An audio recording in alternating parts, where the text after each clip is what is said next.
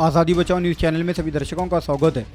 विधवा महिला को शादी का झांसा देकर बनाए शारीरिक संबंध, गर्भवती होते ही शादी से किया इनकार, पुलिस केस होते ही महिला को केस पीछे लेने की दी धमकी।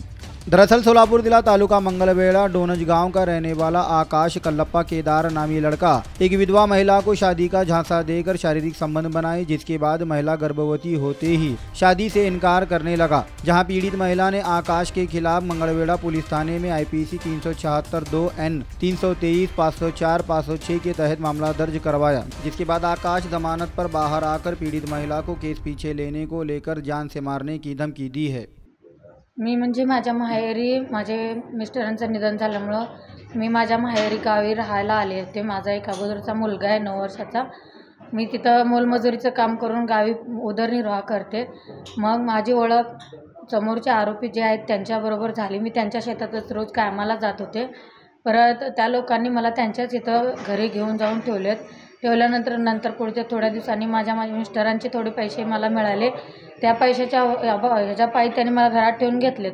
परत त्यांच्या मुलाचं आणि माझं असं प्रेमसंबंध जुळून आल्यामुळं मला दिवस गेलेले मी सांगितल्यानंतर त्या लोकांनी तू मुस्लिम आहेस आणि आमच्या इथं चालत नाही म्हणून मला त्यांनी घरातून मारहाण करून हाकलून दिल्यानंतर मी जाऊन लोकांच्या घरी राहिले। परत नंतरनं मी मंगळवेढा पोलीस स्टेशनला फिर्याद द्यायला गेल्यानंतर माझ्या कोणीही दखल घेतल्या नसल्यामुळे परत नंतरनं मी जनहित शेतकरी संघटनेकडे जाऊन दाद मागितल्यामुळे त्या लोकांनी माझी मदत करून त्याच्यावर कारवाई करायला लावून त्याला अटक करायला लावलेली होती। परत त्याला आता सध्याला तो जामीनवर बाहेर आहे आणि तू केस मागं घे म्हणून मला सारखं दमदाटी करायचं, शिवीगाळ करायचं, मारहाण करायचं, कुठं वाटेत भेटेल तिथं असं करायला लागलेलं आहे।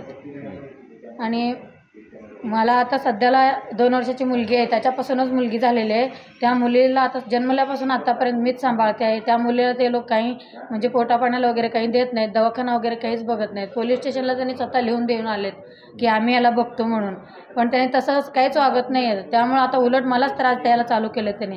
तारीख चालू आहे, त्यामुळं तारखेचं तू काय असेल ते या तारखेला निकाल करून घे, नाहीतर आम्ही तुला संपवून टाकतो म्हणून सारखं त्रास द्यायला चालू केले त्यांनी।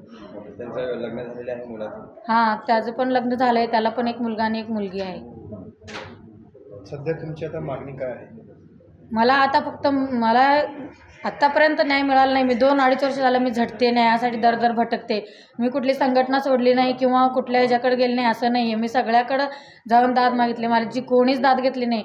आता शेवटचं पर्याय म्हणून मला असंच एक जणांनी सांगितल्यामुळे मी इथंपर्यंत आले।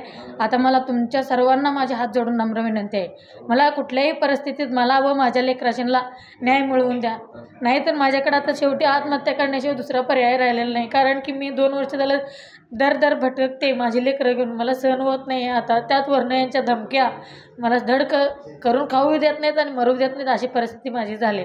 त्यामुळं मला तुम्हा सर्वांना पण माझे हात जोडून नम्र विनंती आहे आणि जे काही राजकीय नेते परत कुठले पण असं पुढारी वगैरे आहेत ना, त्यांना सर्वांना हात जोडून माझी कळकळीची नम्र विनंती आहे की मला न्याय मिळवून द्यावा। तुम्हाला धमक्या काय मिळतात त्यांच्याकडून? धमक्या म्हणजे मला जीवे मारण्याची धमकी द्यायला लागले त्यांनी, केस मागं घे नाहीतर तुला संपवतो म्हणून असं वारंवार धमक्या देते।